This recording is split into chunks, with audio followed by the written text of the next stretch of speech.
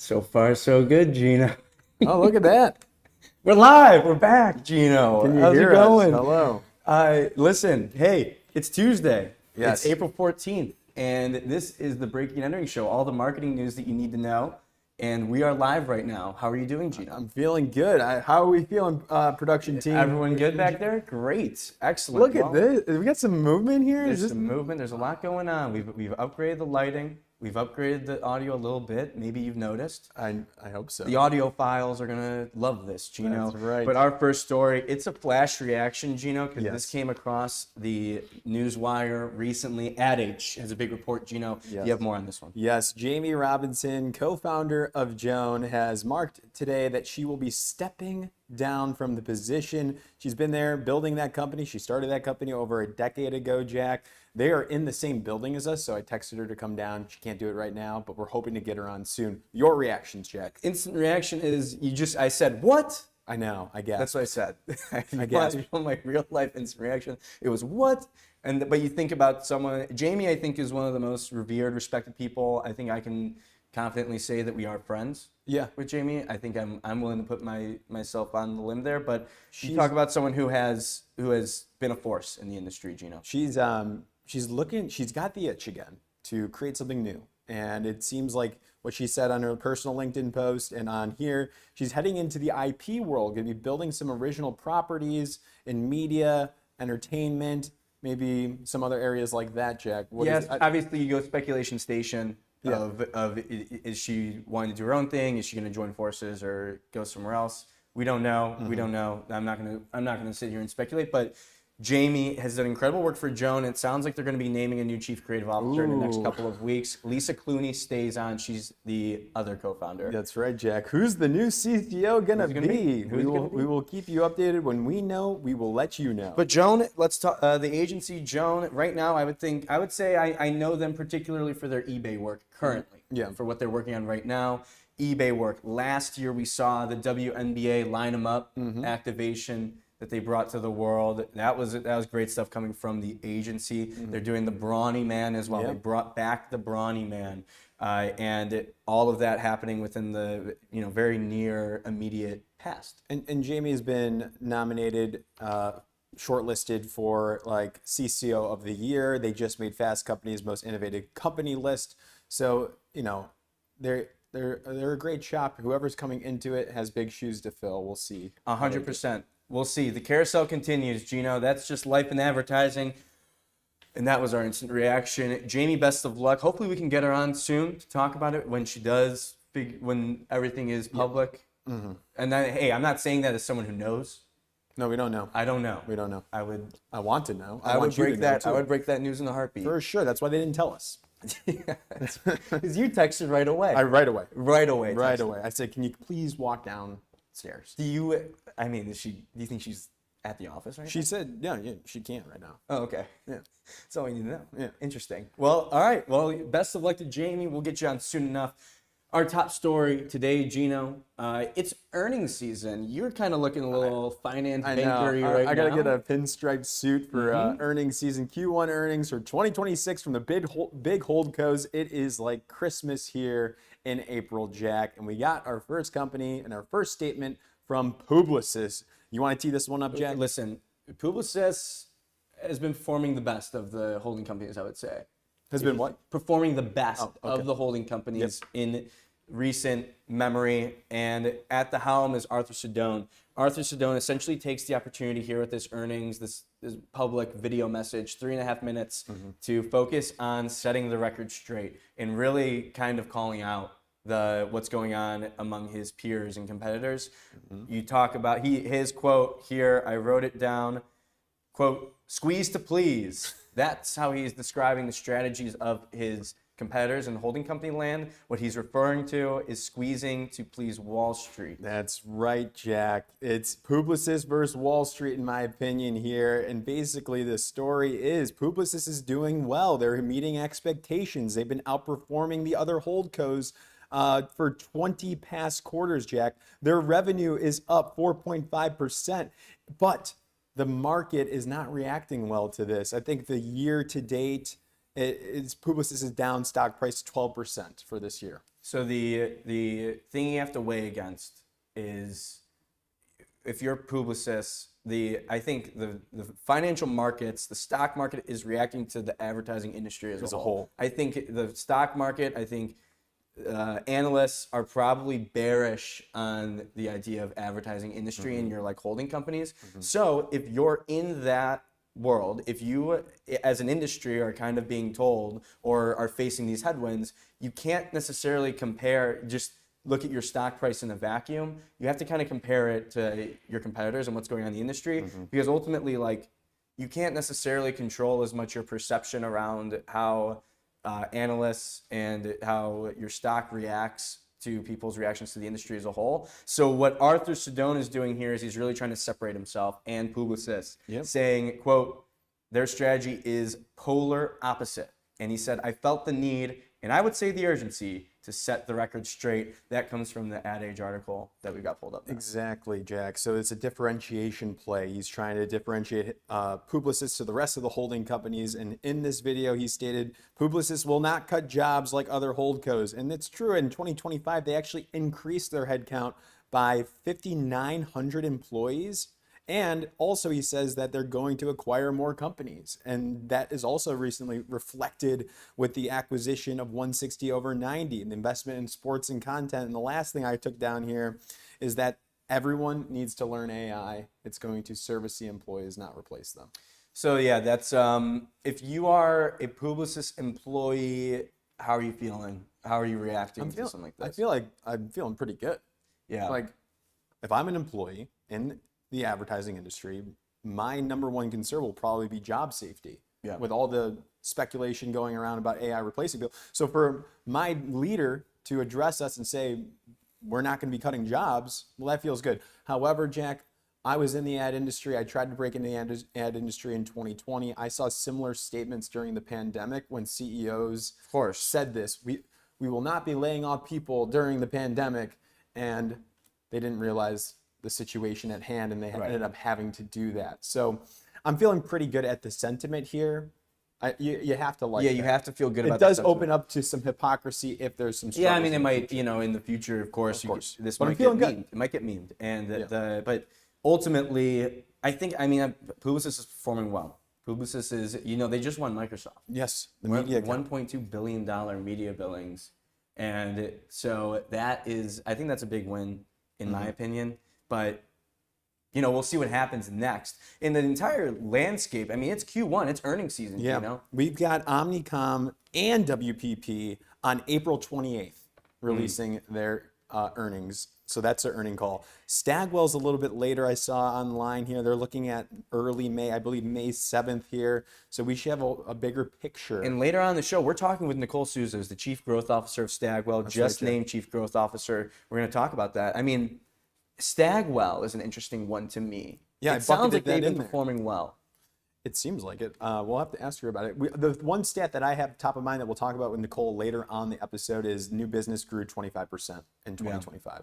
I don't know what that means for revenue, for headcount, but new business is a pretty big driver, I would say. Yeah, and so I want to touch on one last thing. Arthur Sedone, I think the interesting wider note is the squeeze to please discussion around I think the word thrown around is managed decline is kind of the strategy being employed by maybe some of his competitors. When it comes to cost savings, when it comes to optimization, selling off companies, it's all in an effort to optimize their spreadsheets pretty much. And he's doing the opposite. If you think about it, if we want to get into the nitty gritty of what is earnings per share, Gino, it's your earnings over the amount of shares that you have. And a point that Arthur brings up, which is a good point, is you're seeing recently, I think Omnicom and WPP both engaging in share buybacks. Yes. So what does that mean, Gino? That means, so earnings per share, obviously you want that to be as high as possible. Right. It's a signal that you're doing well. So if you buy back shares, if we're looking at the numerator and denominator, the numerator is earnings, the denominator is shares. If you're buying back shares, you're minimizing the amount of shares. You're decreasing the number of shares. So what does that do to the figure if you're talking about earnings over shares?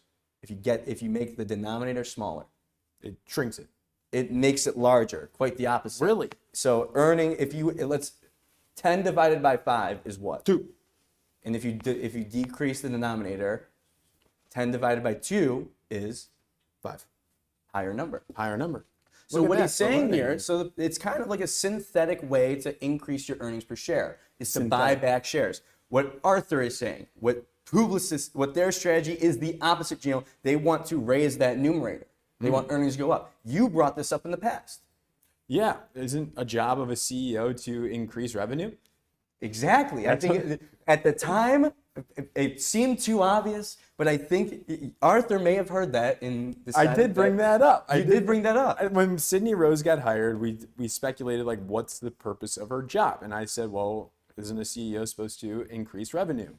And you were like quite opposite in her position. Correct. She's going to be cutting costs. Right. Which okay, I also will say if you want to get the company into a position to increase revenues in the future, that may require making some moves in the beginning that would cut costs. Right. If your organization is set up in a way that's so convoluted and so disruptive to earning revenue. And that's her argument, right? Yes. With Elevate 28. Elevate 28 trying to streamline all their offerings into these quadrants. So I don't doubt that, of course, WPP and Omnicom are looking to grow revenue. Right. But I think Arthur Sedone is taking advantage of a moment right now where all the optics point towards these holding companies being focused on cost cutting.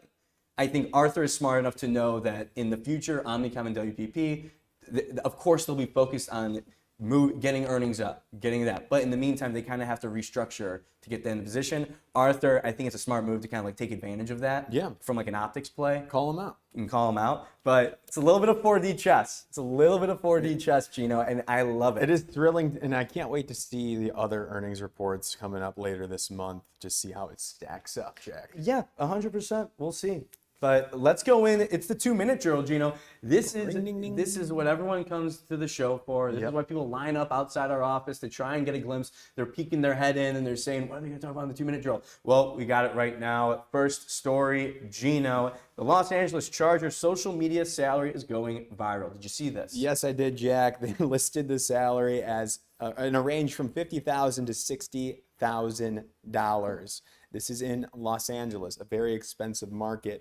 $70,000, I Google searched this, is deemed enough to get by. And so at the top range of this salary, you are not even meeting that there, Jack. So this has created a lot of discourse online. This is why it went viral. People on Reddit freaking out. The LA Chargers have a really, really well-known and admired social media team. Yeah. So we'll start there. I also, if you ask anyone who's trying to get a job in like sports business, front office, ask them how much money that they're making their first job doing like ticket sales. They pretty much like, if you're trying to get a job at an NBA front office, they start you off. The entry-level role is essentially like ticket sales, like selling boxes and suites or like corporate packages. And the salary's lower than... I think the salary's lower than this. Okay. So this is, you're kind of framing up, there's two sides of the argument. There's of course the side that's like, how dare you, like, this is a good job. It should be paying more. Right. Assuming they have the resources. There's the other side that's saying, this is just how sports It's a prestige. There was a good comment on Reddit, like, this is a prestige job. Like, you get in, and it's the good environment, and you can work your way up. So that would be kind of like supporting the argument to the justification of that salary. To me, it's so, like, one part of me, I imagine this is a demanding job. I would be shocked. It is a crazy job. Yeah, and so I think about other demanding jobs.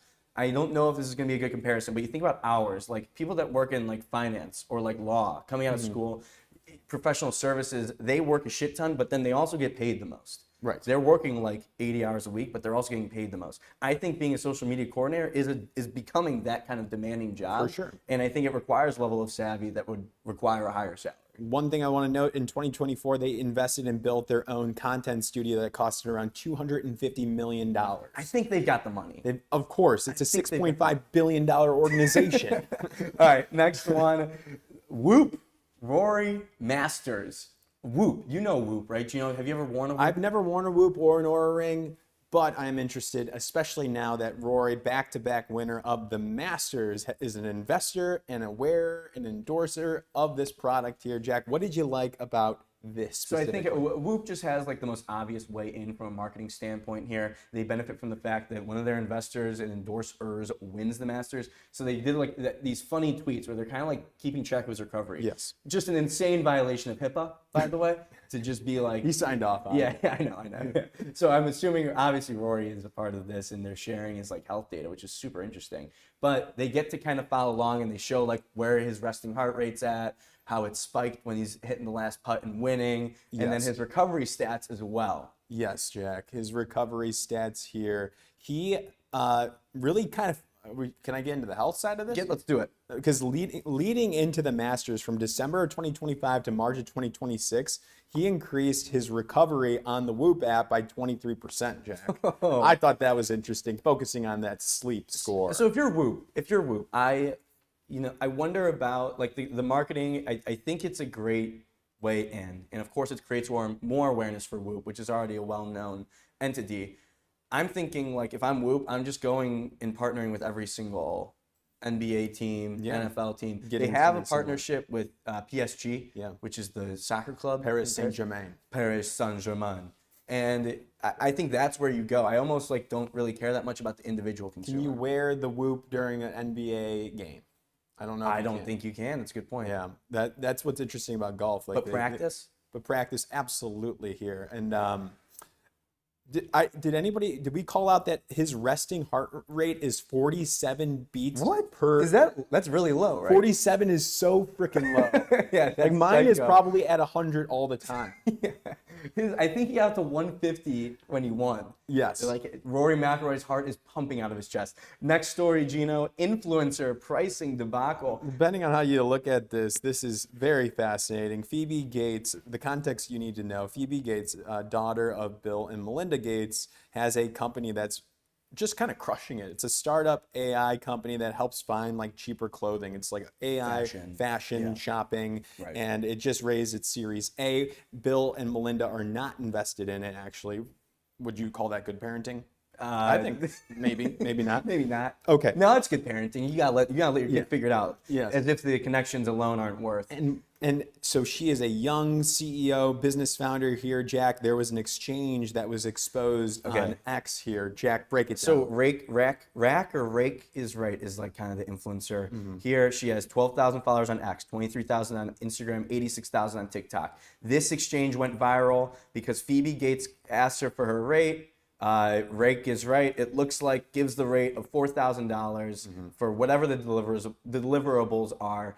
Phoebe counters with a $400 offer. Rake is right, airs it out on the timeline, posts the screenshots of the DM. People online are on both sides freaking out whether or not, which side are you on? Gino, do you think that this is a fair, like, do you think this is a weird back and forth, or do you think it's legal? I think it's a little weird here. So there are people that support Phoebe by saying, she is like, early founders need to be scrappy, like her personal life and her personal wealth being related to Bill and Melinda is not relevant to the company. I think all that aside, all that aside, just influencer rate for $400 for that, to ask for that. No, that's too low. You think that's too low? Yeah. I think that there's the other side of it is that, listen, this is, Rake is right, Rack is right. I don't know what the hell the name is. Is like a lifestyle influencer.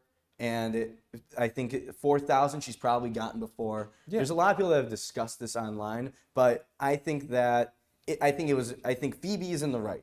As in, I don't think that this person is like should be posting those screenshots and is as smart or is like as wise as she thinks she is. This influencer posting it to be like that's just a weird move. No, that's a weird move, and like. Yeah, I think her rate is her rate. If it doesn't work out, yeah, exactly. Like just move on. Move on, but like. I don't know. It's good publicity for her too. And listen, I know more about Phoebe Gates' fashion company now than I ever did. No, it's fascinating. Next one, Gino, there's a legal battle. There's a law marketing turf war that's happening, and I want to get into this because this is so niche. It's awesome. Harvey and Legora are the two like AI for law firms. Titans. These are the two that are going at each other. This back and forth is so great, and it kind of stems like what got this on my timeline. Legora signs Jude Law to be an ambassador, and they do this funny commercial, and it's great. But this comes right after Harvey hires Gabriel Spector from Suits, who played Harvey. And so Legora steps back, and then there's the tweet explains it so well. Shout out to Logan Brown 799 on this, where like Legora brings on the Yankees and Aaron Judge. Harvey gets the U.S. Open. They're in a marketing turf war. Gino, who's gonna win? What do you think is the way forward? Oh, I have no clue who's gonna win this, Jack. But I'm gonna go with. I mean, Legora put out an ad. Right. Harvey has not put out an ad with the actor Harvey yet. So they just made the play there, but they haven't released anything. So Legora is kind of walking around and showing their cards. They're putting it out there. I'm liking Legora for that actor. Gino, this is like we have a chess match here, and they're just putting their pieces in place, and then one's going to strike. It seems like this might be the first move, but I'm looking forward to a potential beef. Like, I want them to address each other because they're clearly just following each other step by step here. And listen, I love Aaron Judge, and I love what he does with the Yankees. I think he's a very attractive guy personally. So Legora, I've got Team Legora. Team Legora, let's see. I am going to be on this one like white on rice, Gino. Last one. What do we got here, Jack? Speaking of white on rice, Justin Bieber is on the timeline, like white on rice, Gino, right now. Biebercella is taking over. And from our perspective, reactions to Coachella weekend 1. I'm going to say this, Jack. I didn't realize how talented a young Justin Bieber was. I'm just learning about this now, like seeing his old 2013s. Thank you, everybody. Thank you. This dude is on the same talent level as Michael Jackson being. You think so? When he was in the Jackson 5. So I think very interesting to get that insight. Maybe a lot of people didn't realize Justin Bieber's youth growing up. What I want to talk about, because this leads in nicely, is the performance itself. And of course. From a marketing standpoint, YouTube has the biggest moment maybe in company history, with Justin Bieber literally pulling up YouTube and going live on YouTube and showing music videos, YouTube. All the memes are great. Like, we can all relate to just some guy that's just sitting in his living room pulling up YouTube videos for you. For the after party. Yes. You know, I got beef, though, with Katy Perry. Oh, Katy Perry was like, thank God you have YouTube Premium. We don't want to see any ads. damn it, Katy. And that pissed me off, Katy Perry. I would love to see a couple ads in there and see some of the brands, and that they activated specifically, if that's possible. What if I needed to know which rideshare I was going to use to get home to my house? I mean, could you imagine if Legora put an ad in there? Put that Jude Law ad in there? This Justin Bieber performance is brought to you by HubSpot. Yes. A lot of B2B marketers are in there. A lot of B2B marketers in that crowd. But he live streamed it at the same all at the same time. How many people joined that live stream? I don't know, a lot, but the chat was going crazy. Yeah. But I think it's wild. I want your take though, reaction to the performance itself. Oh, I mean, it's fantastic. Yeah. I mean, I loved every second. I think the Biebs pulling up his younger self, it's such a great full circle moment, and only the Biebs could do that, you know. It's kind of like, you see this in advertising and brands. I don't want to see some artist copycat this because it won't work for another artist the way it will for the Biebs. No, nobody can do that now. Nobody else. It's done. Because everyone else, any other artist, you would be like, that's lazy. I mean, and some people are saying that, but I would say it's split in people saying it's artistic, it's beautiful. No, it's beautiful. It's beautiful. It's beautiful. YouTube, the big winner. Katy Perry, care to come on the show to discuss? This is your invite to have it out. How dare you? How dare you question the value of ads on YouTube? That's right. Alrighty, let's get nicely done, Jack. Nice job, Can we do a round of applause for Jack there? He did a great job. There you go. Yeah, JR is here. It's his first. He's doing his debut as showrunner while Ross is in Copenhagen on a top secret mission. More on that later. Our first guest here, we go way back. It's Nicole Souza. She was leading growth at Publicis within the creative agencies, and we just talked about earlier how Publicis is doing a good job. And the news broke yesterday. No, a couple days ago. A couple days. Friday, I believe. It broke Friday of last week that she is now the Chief Growth Officer for Stagwell. So going from Publicis to another holding company, Stagwell, we have Nicole on the show now to break down that decision and what her plans are ahead. Nicole, welcome to the show. Hi, guys. How's it going? Things are going well, Nicole. How are you? Good. It's good to see you both. Thank you for having me. Well, thank you for joining. Exciting times, obviously. It's a new gig. Initial reactions, thoughts, can you give us the lowdown. What's brought you to Stagwell? So many things. No, it's great. I'm super energized.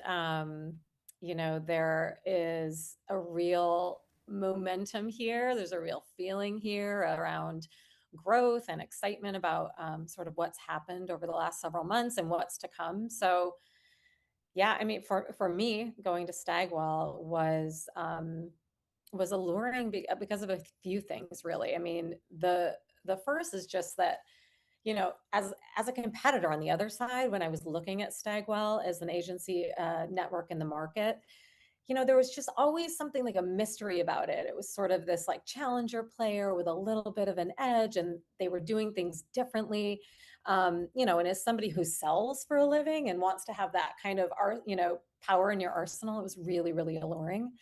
And the second thing, and I know you guys have talked a little bit about Stagwell in some of your comms, like Stagwell's had a great, great last 12 months. I mean, hitting the highest new business growth in the history of the company, 472 million. There's real momentum here, and there is real focus around growth. And that's that again, like as a chief growth officer for North America, that is something that I want to be a part of. And I think lastly, and perhaps more importantly, I want to have a minute on our global CMO, Ryan Linder. He is an individual that has really been at the helm of growth for Stagwell over several years. And he has an energy that is unmatched in this industry. I mean, truly. And he's recently channeled that energy into this vision for growth for Stagwell and for the agencies within. And he's hired an APAC lead and an EMEA lead. So he had these two strong regional leads. And when he spoke to me, he was like, I need someone in North America to sort of, fill out the trio.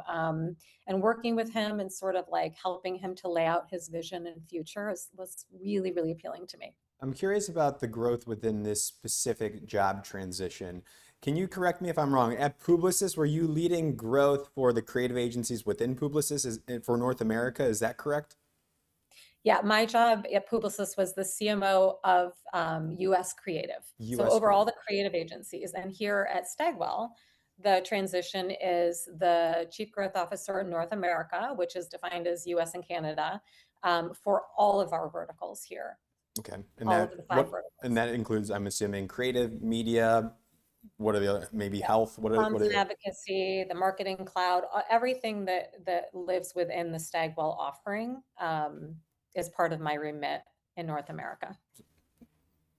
There's more stuff to sell. There's There's more. I mean, you talk about verticals. I want to ask, how do you feel about the state of new business within the industry? I mean, you've been in the game, you've got great experience across different holding companies, so you got a good perspective, I feel like. Has it changed a lot? We talk a lot with agencies about how the new business process has evolved, what clients are looking for. What's your take on all of it right now? So, yeah, I mean, there's a lot to unpack there, Jack. Yes, of course. Generally speaking, there is a lot of volume in the market right now, a lot of activity and growth, which we love to see. I don't think that's going to stop anytime soon. Lots of conversations indicating otherwise. There's also a lot of CMO moves happening. So there's a lot. It's really busy right now, which is wonderful.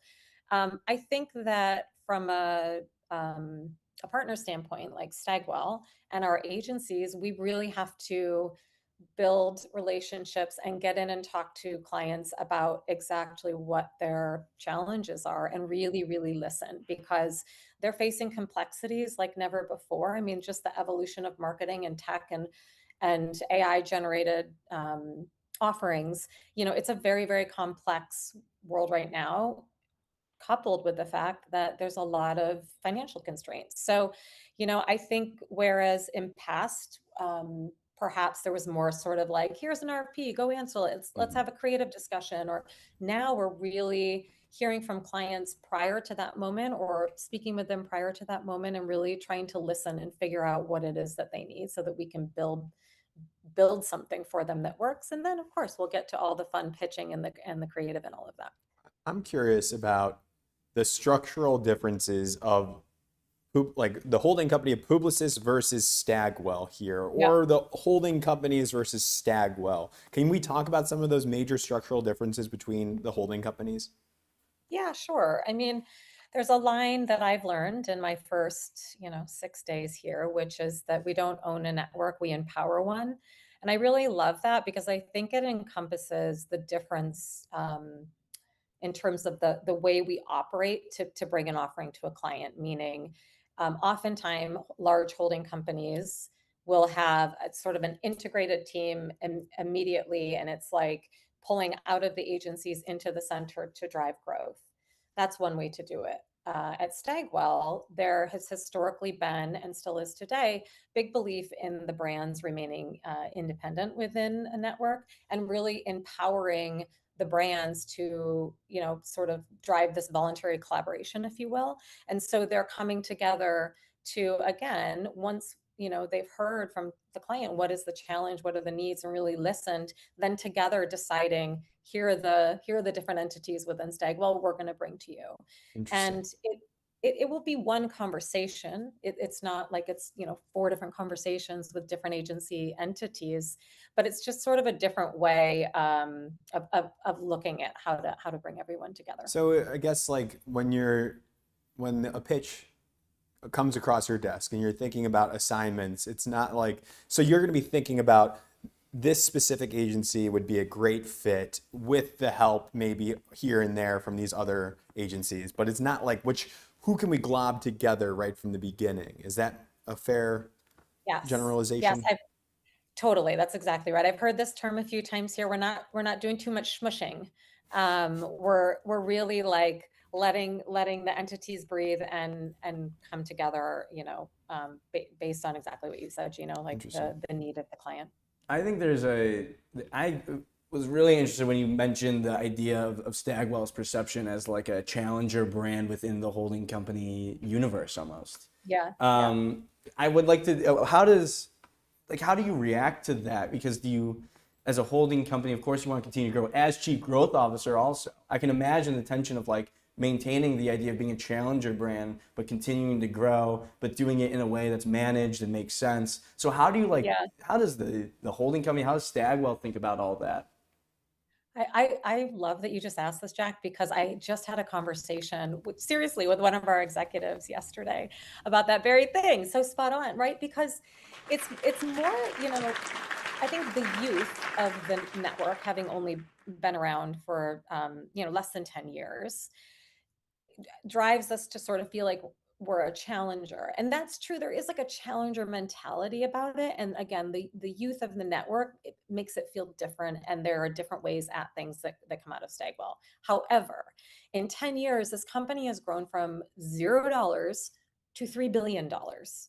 That is not a challenger sort of standing, if you will. Right. There's proof of concept in what the agencies do and what Stagwell offers.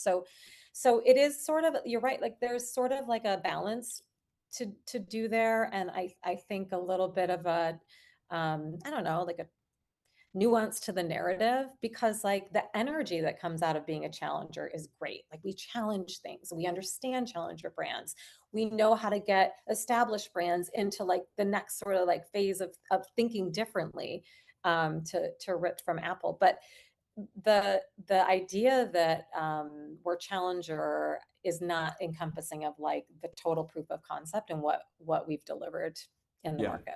Quick sidebar, Jack. Yeah. Nicole, can we just have a quick sidebar real quick? I wanted Sorry. I want to see if she'll answer like if you had to name a superhero for each of the holding companies. For each of the holding companies? Like the 4. Like I feel like that's or what about just Publicis? Of interest. What about for Publicis? sure. Because she worked there, and then Stagwell, like superheroes. It's like if any Superhero. superhero.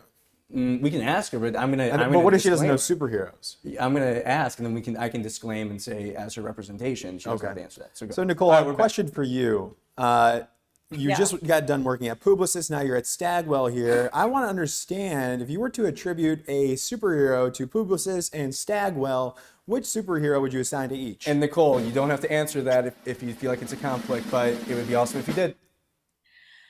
I wish I knew superheroes better, guys.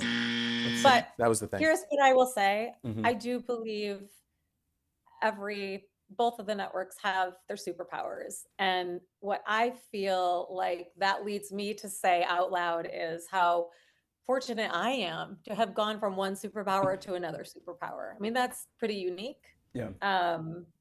And I wish I could give you more. I Well, really maybe wish I we'll had a come better answer. We'll come simmer back. on that. If Simmer on we that. might be able to do a loop back. We might be on able that. to. All right, let me think.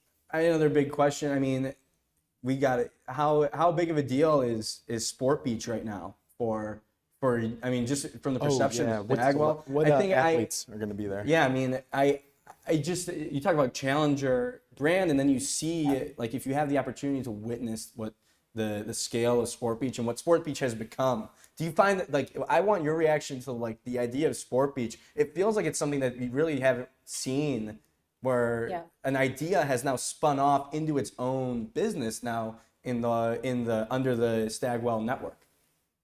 Yeah, I mean, it's awesome. I'm thrilled to be a part of the organization that has that in its arsenal. And you're right, it's spun off into its own thing this year. And you know, Can, of course, being sort of like the flagship of that. And tomorrow, actually, registration opens for those who want to be a part of Can. So for anyone who's listening or is familiar, tomorrow's the day that all of that starts. So the lineup is not locked, guys. Even if it were, I wouldn't be able to share anything. Way to get out of that. Yeah, sorry. But it's going to be pretty amazing. Yeah. Like yesterday, actually, it was announced that we've created an advisory board for it, which is pretty exciting. So check that out. Like, it's a real established entity where all sides of the industry are finding benefit, from marketers to agencies to, you know, media partners to athletes. So it's pretty cool. Yeah, I mean, from a growth standpoint, it's got to be it's got to be a huge growth driver for the network. So I'm sure we'll be on the lookout. We'll be on the lookout for that release list, Gino, for sure. Anything else from you, Gino? No, Nicole, thank you so much for coming on. We wish you the best at Stagwell. Keep on growing. Oh, you guys are the best. Thanks so much. Thanks, Nicole. That was great. Chief Growth Officer at Stagwell, Nicole Souza, joined the show to talk about the new gig. She comes over from Publicis. She goes to Stagwell. Yes. And Stagwell, you have a new Chief Growth Officer. Shout out Ryan Linder there, Gino. Stagwell, there it is. All right. Stagwell, there it is. Let's do a couple more. Stagwell, we've got a good show in store. Oh, yeah, One Jack. more. Well, Stagwell, Jack, introduce the next guest. Well, I will. Here we go. All right, I'll introduce kind of the topic here. So Yes. Luma AI it's AI creative asset generation is, I guess, the best way to describe it. And they worked with the agency Dayan to come up with this campaign it's a dream brief competition. We'll have our guest explain this a little bit more, but at the core of it, they're trying to get creatives to use the platform and potentially win $1 million. You know? That's right, Jack. And I'm even more interested that they will submit the winner to Cannes, so they can win a lion. It's like, would you rather win a gold lion or have lunch with Jay-Z? Remember that? Yeah, of course. Of course. We should ask Jason Kreher, the CCO of Dayan, who's coming on right now. Jason, welcome to the show. Oh my God, is this live? Is this how this works? Jesus Christ. You are live right now. Have you ever been live to tape like this? Funny enough, in college, I went on CNN's Talk Back Live to talk about my Advertising 101 campaign. I don't know how I got that opportunity. What was the campaign? Well, it was actually talking about Calvin Klein had some controversial campaign at the time, and I think I wrote a paper about using controversy to sell. Interesting. Always that Always bug early. Well, it's He's good to got have you back in the live universe, Jason. But so Dayan, you're the CCO there and helping out Luma with this new campaign. If you could maybe just let's catch people up to speed on what's going on with the Dream Brief competition. If I can ask, I think it'll be good to set up. If you can just give us, what did they brief you? What did Luma come to you originally asking for? And then what was the idea? Luma came to me via Anne-Marie Harbor. She was my producer in Old Spice back in 1924. We worked together forever at Wyden and Kennedy. She called and she's like, "Hey, I just started this new thing. It's kind of wild. Can you help?" So that was the brief. Can The you product help? was they Help? got How so? I mean, we got a new product. We want creative people to use it. How do we do that? Mhm. Because, the context, don't tell anybody I told you this. AI is garbage and advertising is garbage. And Mm. that's the context by which we all live. So what do you do when you have a tool that's like actually pretty good and you have a feeling that creative people, once they get their hands on it, will do the thing that creative people do, which is test it, break it, move it, kind of push it forward. And that was kind of it. It was a conversation on the phone. And then the answer was pretty quick, which is like, well, how do we get people to try it? And our big insight, which you guys are all familiar with, every creative person has the one that got away. I mean, I've been talking about this for 20 years. It's not even an insight. It's just, remember the stepdads campaign we did for that meat and cheese stick that was so funny that died in testing? Everybody's got this one that still bubbles up as like, God, that was funny. God, that would have been cool. So our idea was like have people make that one. You don't put at risk a regular production, so you got to decide whether you do AI or whatever. This is a practice tool, and like you guys said, we took the best ones, we ran them, and we entered them into Can. Actually, we're entering them into Can in a few minutes because we got an extension to today. So we ended up with, I think, 21 Wow. of these that we are polished up, sent on to Can, and have a chance to win a gold lion and $1 million. Incredible. And so they will actually get $1 million if someone wins a gold can line. Oh, I mean, it sounds kind of crazy, but it's also not crazy. Advertising is a big industry. Yeah. This is a highly, you gotta grab while the grabbing's good. And Luma is basically the creative tool that they want people using, like you would use any tool to make your thing possible. So you got to get the attention. So if you won a gold lion based on an AI contest that you made an old ad with, absolutely we will give you $1 million. Why would we not? 100%. And I guess it leads into the question around like AI sentiment in the industry. I think you'd be the first to agree when at the onset, at like the advent of AI entering into the creative process, there's a lot of skepticism. There's a lot of pushback. There's a lot of trying to figure it out, I would say. How do you think that sentiment maybe has evolved, and where do you stand on it now, Jason, as someone who you've probably spent a lot of time talking to creatives now that have used the tool and get their feelings and opinions on it. So where do we stand now with AI in the creative process? The big question, I think my thing is, I wanted to start this like, I don't know what it does. You see it, but like, is the limits of AI like those fruits pretending that they're on Love Island and kissing each other Mhm. that somebody just spit out? Like, is that AI? Then I hate AI and I will never do it. But Yeah. I have a feeling if you put it through some paces, you might learn something. That was the kind of the genesis of this. Help me figure out whether I should be terrified of this or dismissive of it. And I think 6 months after the initial idea, I think that was, yeah, November. 6 months later, I've seen all we got almost 400 submissions from people. People played with this thing for 10,000 hours Wow. of like figuring out what they could do with it. Where do I stand? It's like I know what I'm talking about right now in this snapshot of April 2026, and it will change tomorrow, and it will get better, and it will get worse, and it's just the confidence in knowing it's a tool and it's very powerful and it's also very limited. So there's no kind of answer of like, where do I stand on AI? It's like, what do you think about the internet? It's Yeah. like, I don't know, the like part where you're trafficking drugs Yes. across the line, or the part where I send pictures of my kids to my parents. I think that this is AI is a video generative tool, and this industry better pay attention because man, the AI's ugly argument doesn't really hold up. So Hmm. you got to figure out where you stand on it other places too. Yeah. Yeah. And I think I'm just curious, like, what does this campaign mean for you and the agency? What are you guys getting out of this outside of whatever the fee was? But like, what does this represent to your employees? I think Dayon, I joined about a year ago, and it's a brand experience studio. They are so deeply rooted in like reality. This is how people show up. This is how people experience a thing. We are crafting this like moment for you. And with minute one of concepting, the reality is built into it. Here is the space, here is the audience, here's how we will talk to them. So when I get something like this that's like a video project, we want to show off this video tool.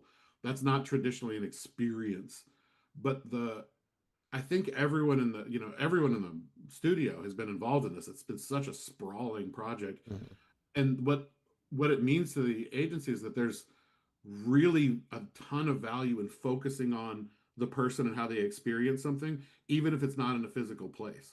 So my dream for this place is that I'm expanding the notion of what experiential can do, or at least experiential thinking, and how you really focus on what a person does and how that comes, it starts sometimes with film that is the 90-second manifesto. You can do this exact same thing when you focus on a real life interaction with a person and expand that one outwards. I don't know if that made sense. I kind of rambled there, but that was good. It was a good answer. Yeah. Rate that answer, Gino. I would give it an 8.1 out of 10. 8.1 out of 10. That's pretty good. That's solid. 8.1. Well, the interesting thing about this, I think this campaign which really I think probably influences a lot and probably shapes the campaign, is you got some legends to really dig in and learn the tool and create some stuff. One of which is Hal Curtis. When I saw this, I was sold. I'm like, okay, Luma, I get it now. Like I'm all in on Luma. Like for real, Hal Curtis is working on this. I freaked out. Yes, and I think, and truly, we can talk more about it, but I think like getting people to try, getting people to take a look at it, and seeing how it fits in with your creative process. We've been in touch and we've talked with the Luma team, and I think the thing that stands out from our conversations, Jason, too, around this is Luma being open to the concept of, you got to figure out how it works for you. We're not going to tell you, the creatives, how you should use the tool. It's about figuring it out in the process. Mm-hmm. And also at the end of the day, if all creatives are like, no, this is shitty, I don't want to use this, then that's just how it is. But you have to let the creatives, the experts, figure out how it works. That was a tangent, but I want to show Hal Curtis's ad that he made and with Chuck McBride. What's that? With Chuck McBride. With Chuck McBride. Well, and Scott Vitrone and Ian Reichenthal wrote this spot, presented it to Hal, I think 30 years ago now, and all of them have been thinking about it ever since. Like when you talk about legends, the parade of people that turn into a 25-year-old that have got to make this ad has been my favorite part of this. So we're gonna pull it up, and I think we'll probably try to have the volume. The audience will be able to see it and hear it, but this is the ad that Hal Curtis made.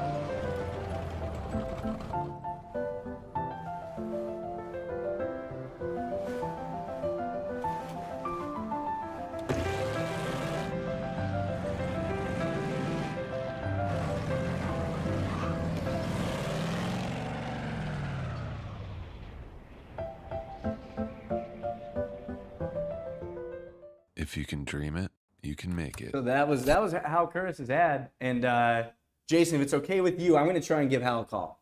We have his phone number. I'm going to try and give him a call and see if he picks up so we can get a little bit of a reaction. Hal Curtis, while I do that, can you give the people a little history lesson on who Hal Curtis is? I mean, Hal Curtis is a legend here. He had the best advice on the podcast of all time. He said, if you are aspiring creative, you should make a fake portfolio. Was at Wyden Kennedy, did all the famous Nike spots that you know and love throughout the 90s and probably before that too. Here we go. He's on. Oh, Hal Curtis, you are live on the Breaking and Entering show. How's it going?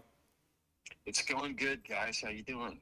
Doing well. We got Jason here. You're not gonna be able to hear Jason, but we just watched the ad that you made with Luma. Can we get it? Let's get a little bit of a, maybe let's talk about the, what does this stem from? What was the inspiration for this ad? That was part of a presentation in the late 90s. It was written by Ian Reichenthal and Scott Petrone, when Chuck and I were creative directors, Chuck McBride and I. And it's a spot that I have always wanted to see produced, regretted that, it didn't get produced.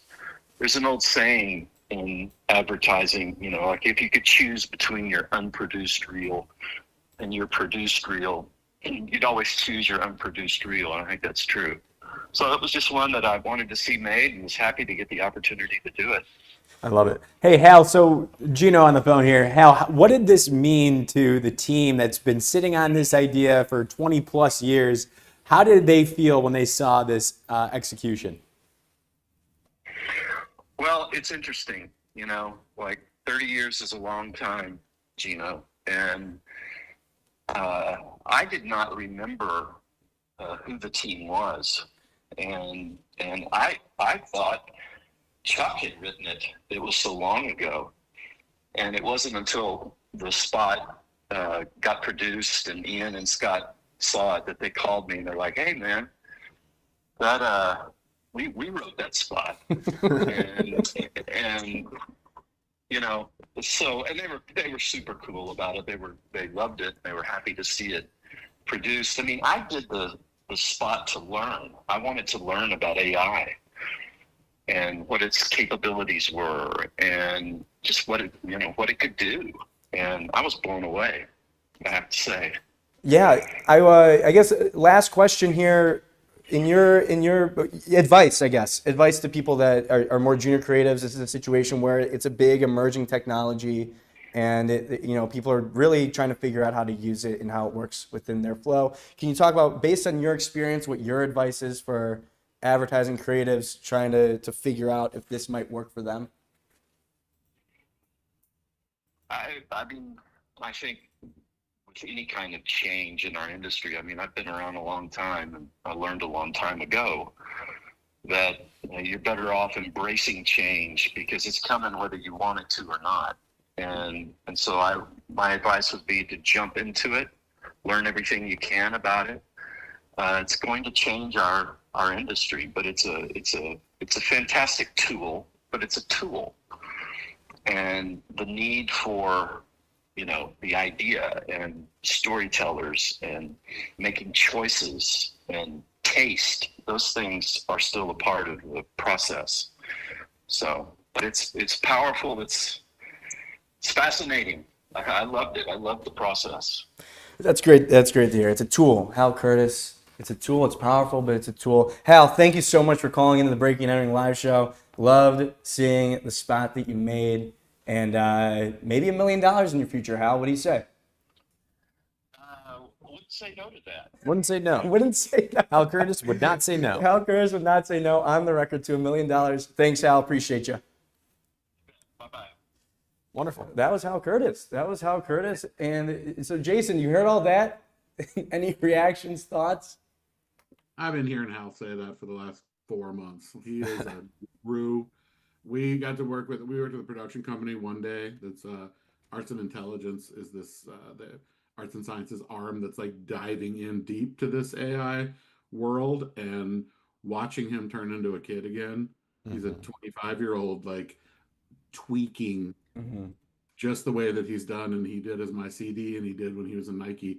It's it's been fun to watch.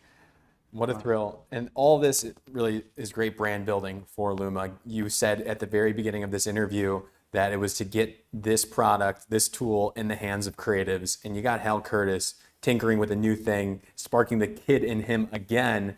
And I'm sure that will ripple to the rest of the industry. So nice job to you and what you're doing. Super interesting. Very cool stuff, Jason. Appreciate you talking, coming in, speaking. That was Jason. Thank you so much. Great to see you guys. Good to see you.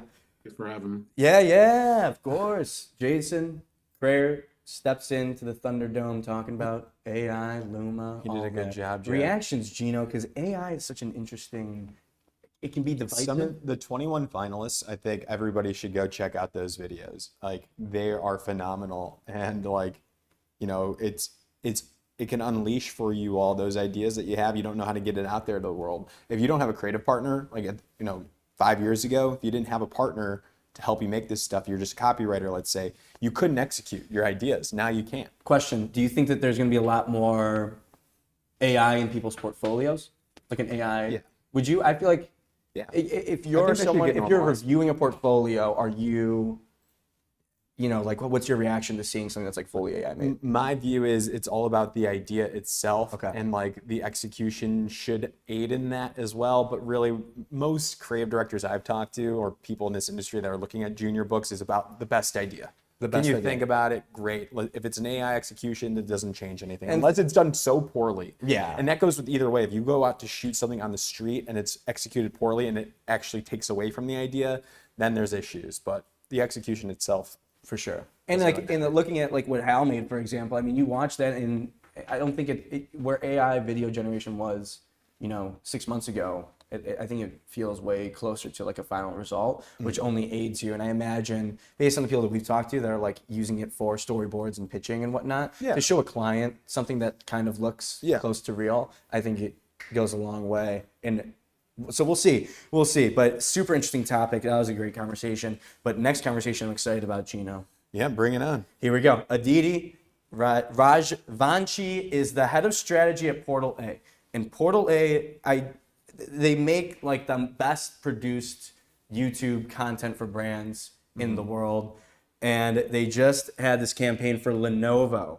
Some stats here, 250 plus pieces of content that garnered 45 million views and 1.5 million engagements, pretty much doing like a YouTube series. And you can imagine the social content cut downs from the YouTube series, working with Lenovo directly, bringing in some content creators, and pretty much the premise. We'll have Aditi talk about it, but getting the Lenovo in the hands of these creators, gamifying a competition, YouTube video, you can see where it's going. Hey, every company says they want to be a media company. Lenovo did it. Portal A helped them. Let's figure out how difficult that is to pull off. Aditi, welcome to the show. How are you doing? Hello. Hey, Jack. Hey, Gino. It's good to be here. Jack, you nailed that pronunciation like so well. I am so impressed. It worked. It worked Thank you. perfectly Nicely that done, way. Jack. I don't want to make it about me, but I think it's worth. I mean, if we had a replay button, I would absolutely hit the replay button on that. But of course. So kick us off here. What was the brief from Lenovo to Portal A at the very beginning? What do they want to achieve? Yeah, I mean, the best thing about that brief was there was no mention of the word viral.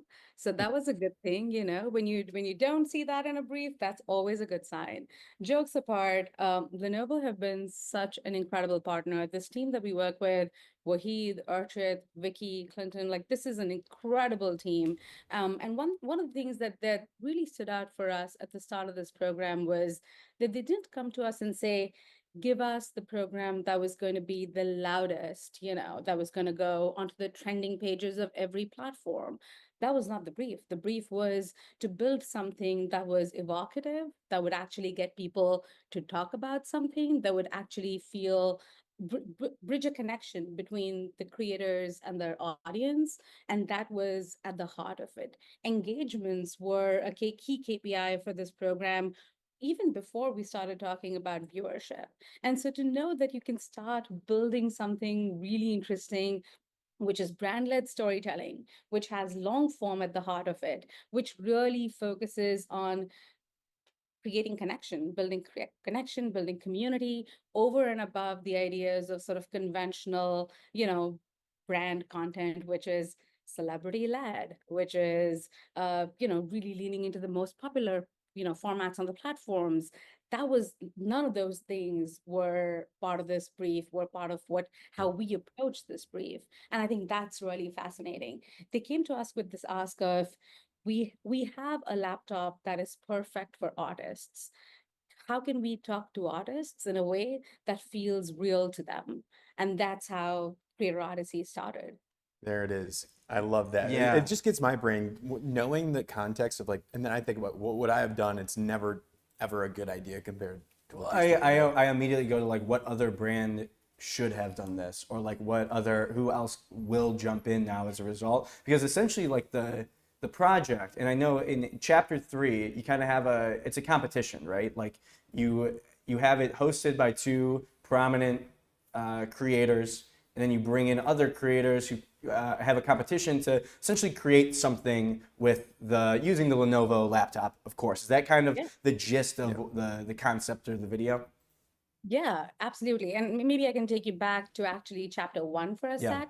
So when Creator Odyssey started, the idea was the first chapter was really an experiment, right? When we first start working with a brand, when we first start building a signature marquee like project like this, we don't know if it's going to hold, right? Like this is all very experimental, and you gotta sort of like, give it your best shot. And that's where we were with Creator Odyssey chapter 1.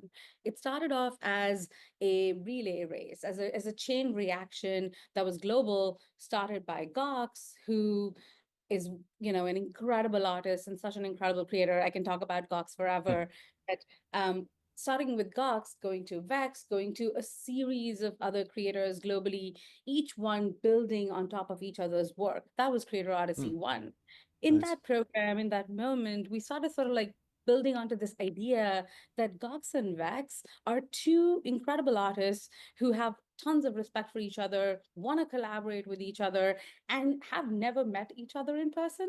So something that our team wanted to do for future programs was, hey, how can we bring them together to the same location? So that was like one nugget that we were like, okay, if we were to be lucky enough to do chapter 2, chapter 3, chapter 4 of Creator Odyssey, what does that look like? And bringing Gox and Vex together and truly understanding their dynamic, their interpersonal relationship was really helpful in sort of like crafting that narrative. We come to chapter 2, which is Gox and Vex challenging each other to learn a new skill, and that's what it was sort of like centered around. So if chapter 1 is global, is sort of like really expansive, chapter 2 became sort of like really personal about them. And with chapter 3, they both take on the role of the host and really invite new creators into the fold, new artists into the fold. So with each chapter, we're building on this core idea that art transcends boundaries. It's not something we came up with. It's something that, has been around for thousands and thousands of years of human existence. And we just sort of like really built on that core principle of, art can sort of like really speak to humans across the world, immaterial where you're coming from. But that's sort of like the No, path I love all the that. way to chapter I love that. So what were some of the results of this chapter 3 of inviting creators to be a part of this? Absolutely. We're looking at one hell of a chapter. This has been by far, well, by numbers at least, our most successful chapter to date. This chapter is a collaboration between sort of creators, as we were just talking about, but it's tied to the larger partnership that Lenovo has with the FIFA World Cup. So that was like part of the program.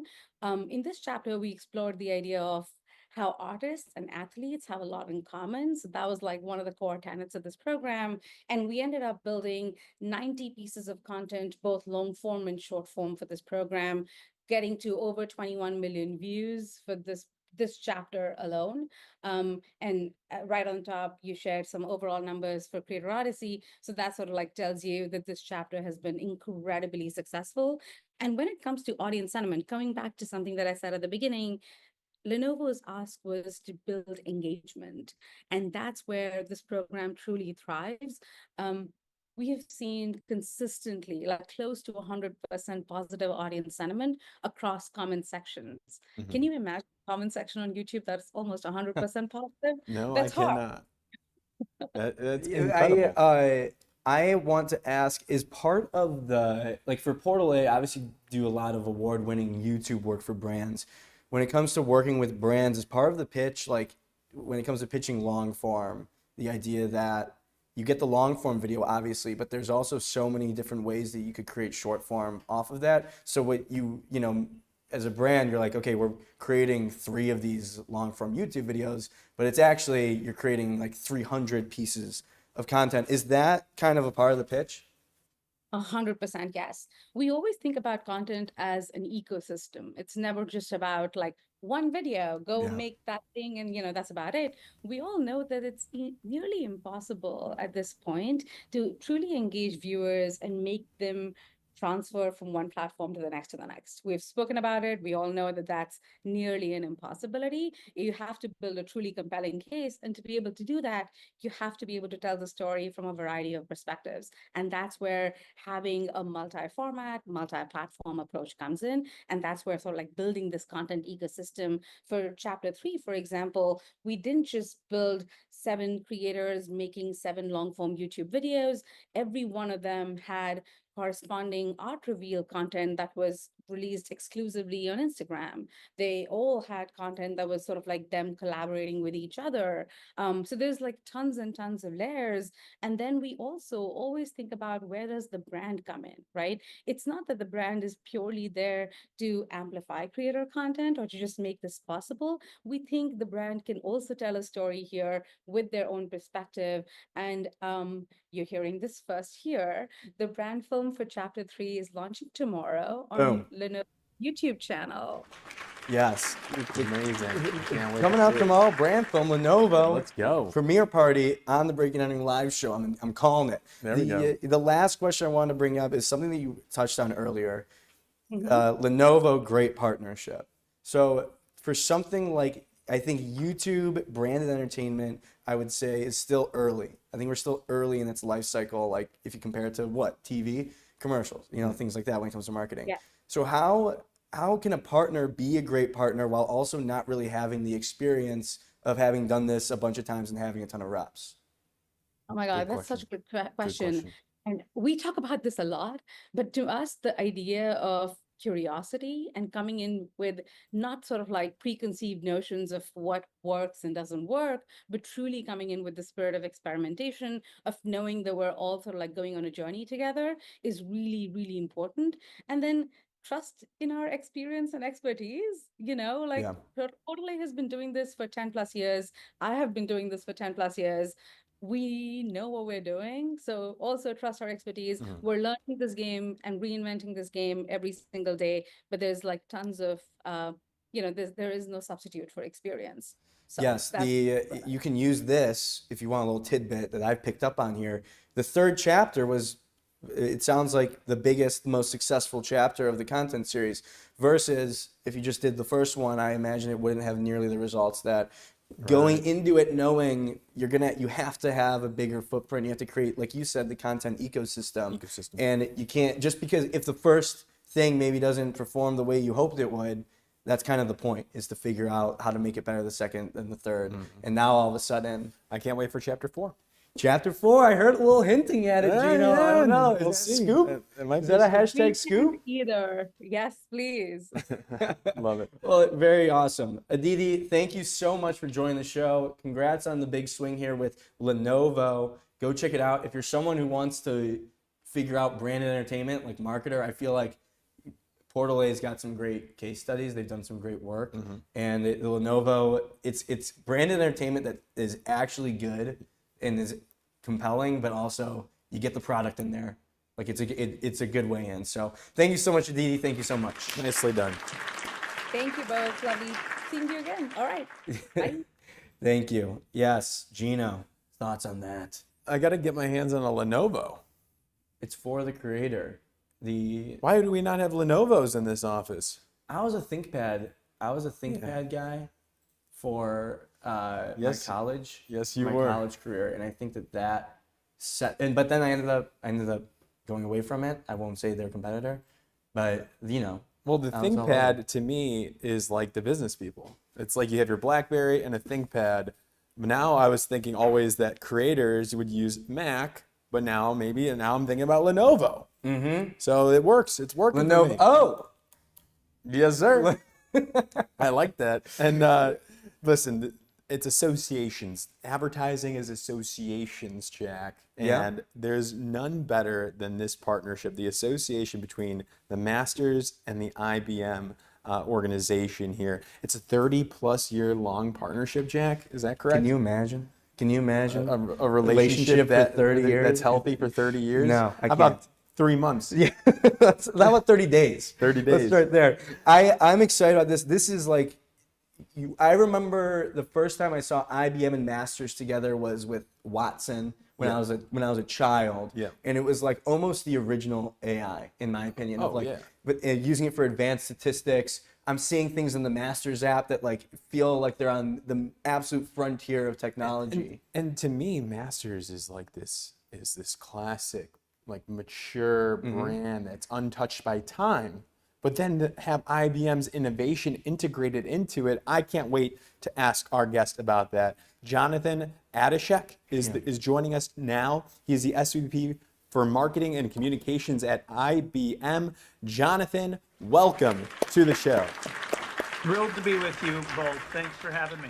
Jonathan, thank you for coming in and speaking with us. What is it like now that the Masters weekend is over? How do you think it went? How's the team feeling? I think the team's feeling both elated and tired. It was a great week, great weekend.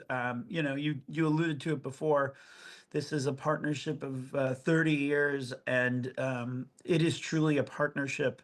And to have such an amazing tournament and to have such amazing partners at Augusta National, we're so excited for the way it turned out, both in the course, but on what people could do on the app and online, and how they could experience the tournament in a new way. I think to understand today, we need to do a throwback. Like going into the archives here, take us back to the start. Like, how did this relationship with IBM and the Masters come to be? What lore do you know about that you can share with us? What was the problem, the solution, this arrangement all about?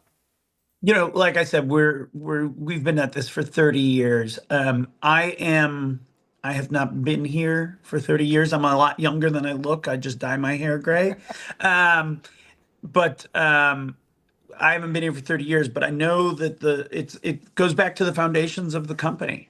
And IBM has been a place where we have partnered with our clients and our partners to really create solutions to help them advance their business. And in this case, it's Augusta National. And in this case, it's the iconic Masters tournament. And what we've really been focusing on is how do the fans get a new way to engage with the tournament and become bigger fans? How do you get more fans to the tournament?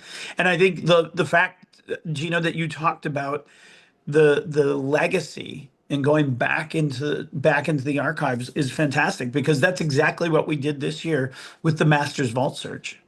Yeah. So the Masters Vault Search, you can pretty much, like, it's AI search and look up past clips and it'll pull it for you. I think one of the examples is like if you look up Bubba Watson's hook shot out of the trees, it'll just pull up that clip and you just watch it right there, which is an underrated thing, because everyone can relate to like watching the Masters or watching any sporting event with your friends, and someone makes a reference to an old play. Oh, so you just put You're in just a like, rough outline of you're words, that describe it. yeah, like when the eagle, yeah, whatever, exactly. by. Yeah. Which I think is fantastic, and it brings me to my question, Jonathan, of continuing to raise the stakes every year. I want to confirm this. I saw somewhere that there's 30 to 35 employees that work on the app year round to make it the best experience it can be. First off, can you confirm that? Second off, how do you keep raising the bar?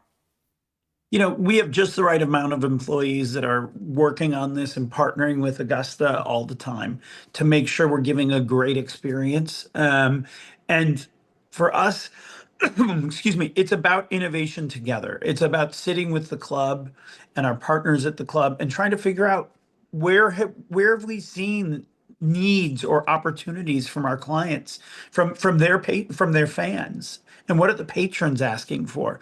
And how do we make that, how do we come up with ideas that are always different? And so we're looking at, we've got this team that's really focused on innovation. And to go back into that Masters Vault search for a minute, the vault's been there for a long time. This year, you could use natural language prompts to have AI find you that clip. You talked about Bubba, and Bubba shot the hook, right? And you could type in Bubba's hook.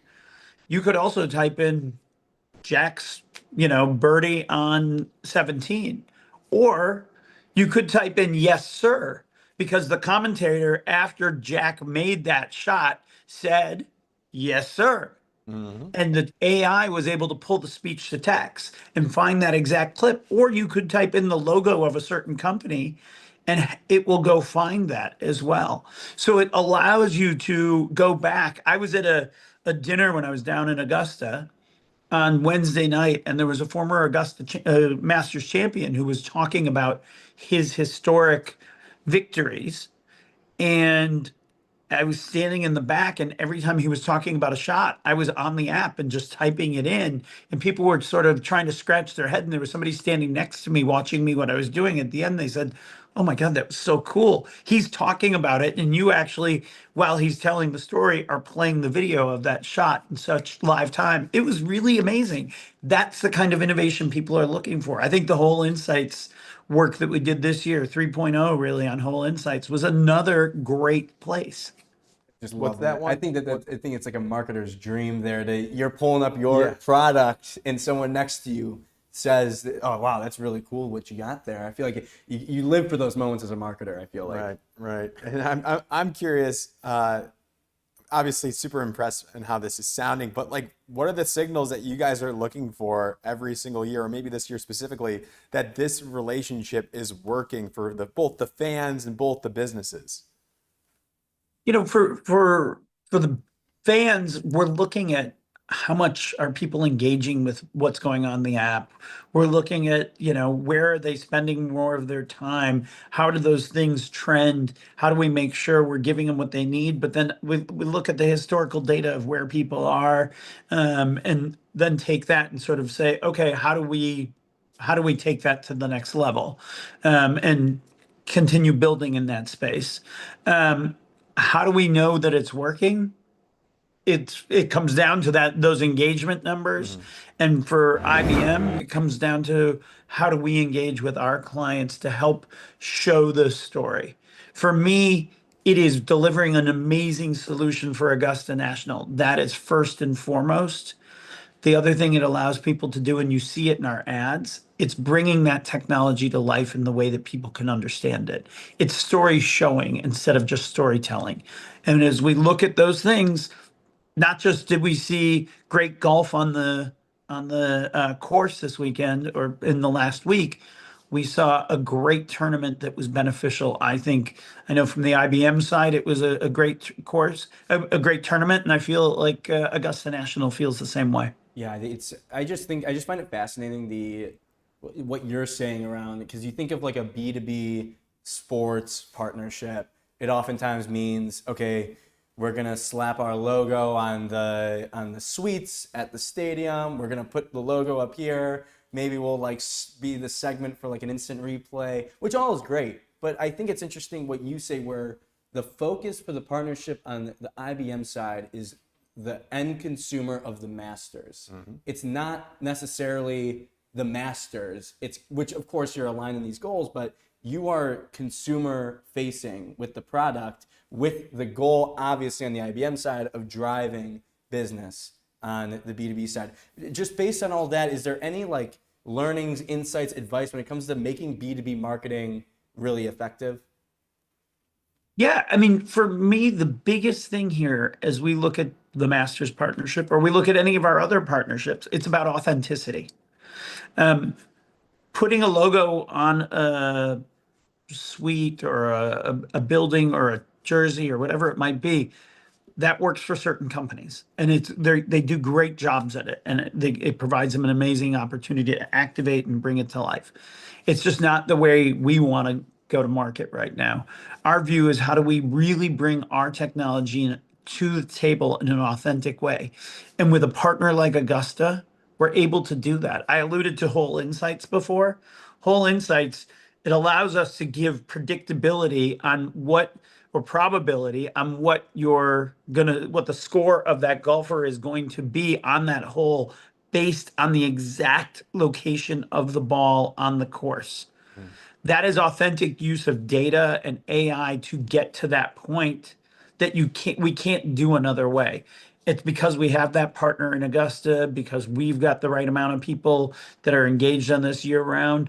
That's what you got to do. And from my point of view as a brand marketer, not a brand marketer, but just a marketer in general on the B2B side, how do you really make sure you're showing up authentically? And I actually would argue it's not just B2B, it's B2C as well. I mean, I think I'm going to ask a question that what you just said probably answers that, but I think it's just worth calling out that, like, you know, I've never been to the Masters. I'm not a super fan, but I think like the fact that they don't allow phones, like technology, it's super quiet there. It's like going back in time, like to integrate IBM's tech innovations into this.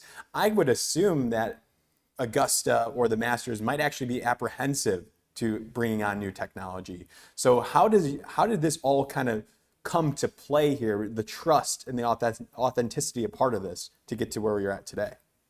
It's really been about building relationships and making sure it's not just transactional. And that goes back to what you need to do as a B2B marketer or a marketer in general.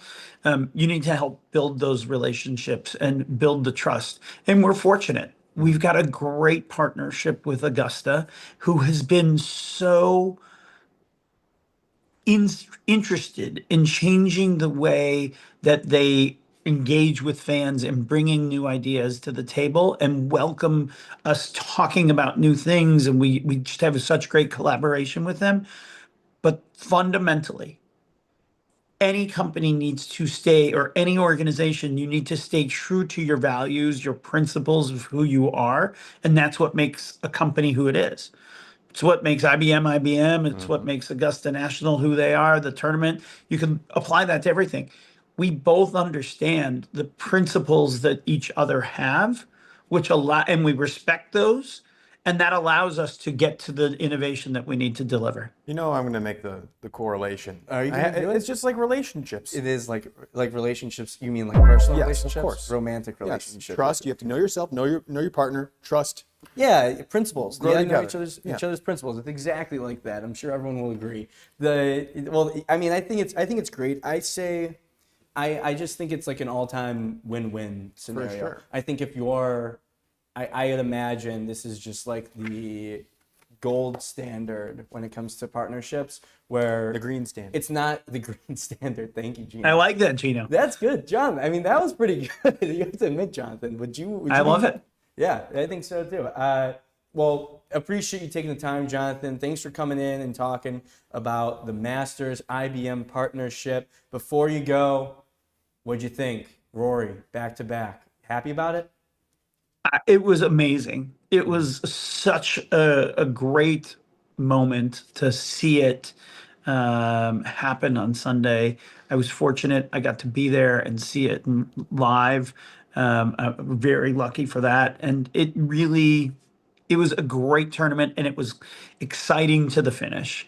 So for me, I was just thrilled to see it, and I'm happy for Rory and for lots of other golfers who played great golf throughout the week. Yeah, it's beautiful. Well, hey, we'll try to get out there. Maybe Yeah. we'll try to get out there one of these years. Jonathan, thank you so much for joining the show. Congrats again, and get some sleep. Thank you very much. Appreciate it. And Nicely thanks for the done. kind words. Thank you. Good to join you all. Well, that was Jonathan. He's got a good Adashek. job. Got a great job. He's I got was a gonna good say- job. I was gonna say, you keep that partnership going. As long as if I'm the SVP of marketing at IBM, as long as I'm the marketing lead, we are gonna be working with the Masters. Oh, yeah. Because that, I'm sure, means you. I mean, you got to be there to make sure everything's running smoothly. Of course. You got to make sure tech checks, right? Right. Tech How do you checks. communicate? Like, you can't text like your employees. You know what I saw? Do they have walkie-talkies? Can they have that? Good call. I think so. But I know that some media members get access to their phone. Oh, So really? for us, Oh, I think selfie video. Flash. Rory, what'd you think of that last shot? You're watching a YouTube video with it on your Listening to speakerphone. Justin Bieber's stream at Coachella. Yeah, you guys see this? You guys see this video? Check out the whoop on this guy.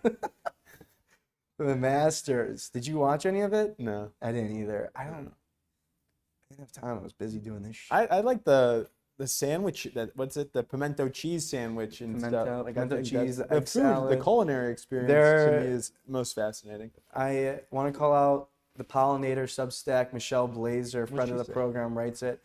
She commented on the barstoolification of golf and how it came to the forefront with the Masters. What'd they do? They just like people get riled up online because of like on Wednesday is the par 3 contest, which is it's kind of supposed to be like the day where they kind of let their guard down and it's fun. It's the par 3 contest, so it's like a smaller course. The players play, but then celebrities will play, their children will play, and it's just kind of like a fun atmosphere. It's not actually contributing to that. It's not like the tournament. Okay, exhibition. But it's just a thing. It's a tradition, and people were getting mad because like you got Jason Kelsey up there, you got like Pat McAfee doing crazy stuff and just like kind of throwing out on the course, and people online are like, "Is nothing sacred?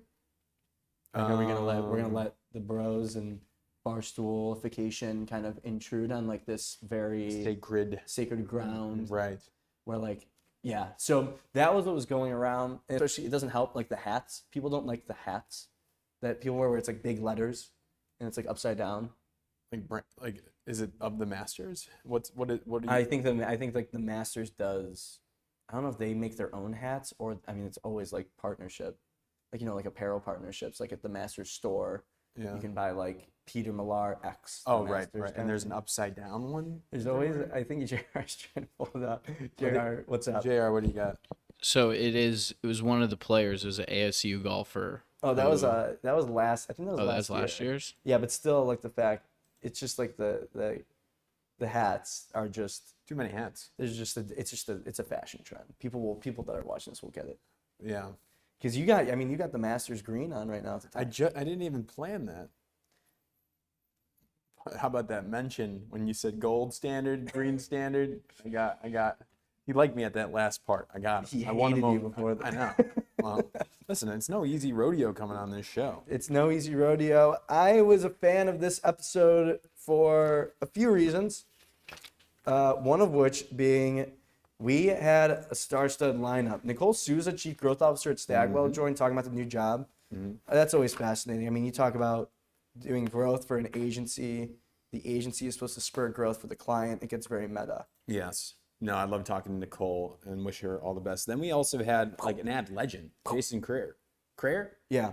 Jason Kreher is an ad legend. Like, I don't know if we mentioned this, worked at Wyden Kennedy for 15 years. Then it was the North America CCO at Accenture Song, then actually worked at Maximum Effort. Now he's CCO at Dion. Like, he's a legend, so love that. And then Aditi talking about like the creator economy meets social, YouTube, high production. These brands are going in on the high production budget YouTube videos, and I think it's bring it. And if you think about, I mean, how much would you spend for 45 million views and 1.5 million engagements? You know, like that's kind of that's what you're paying for. And then of course everything that comes from that. It's not just the numbers. And then finally, Jonathan Adashek, the SVP of Marketing and Comms, came on the show to talk about the Masters and the IBM partnership. That's nice. That's a good lineup, Jack. That's the stuff you can come to expect on the Break Entering live show. The Break Entering show is live Tuesday, Wednesdays, and Thursdays. We kick things off at 11 a.m. And we got a new segment that we started, Today's Top Story. Yeah, trying to dig in a little bit more on a topic, talk a little bit, get a little back and forth going, maybe get someone to learn something. Yeah. Someone might pick something up at some point in our rambles, but I think we have the best audience. We have the best audience. Best audience. These people are getting like the best opportunities. They're going to get promoted very soon, most likely. Guaranteed. It's just, we enjoy. The lighting looks pretty good. The audio works. JR, how did it go? Your debut. Stream. No Ross today. It was pretty good. It's definitely stressful. I'm going to text Ross after this and give him a little pat on the back because it is like, it's a lot to do. Do we have any major malfunctions? No major malfunctions. Everything ran pretty smooth. Ellie held it down on the Zoom end. Thrilling. Jonathan chilling over there, making sure everything's good. It was a good show. It's a good show. Ellie, what'd you think? I thought it was great. Ross just texted, "Good job, guys." Nice. And then Let's he go. said, "Just spent the last 91 minutes sweating through my shirt."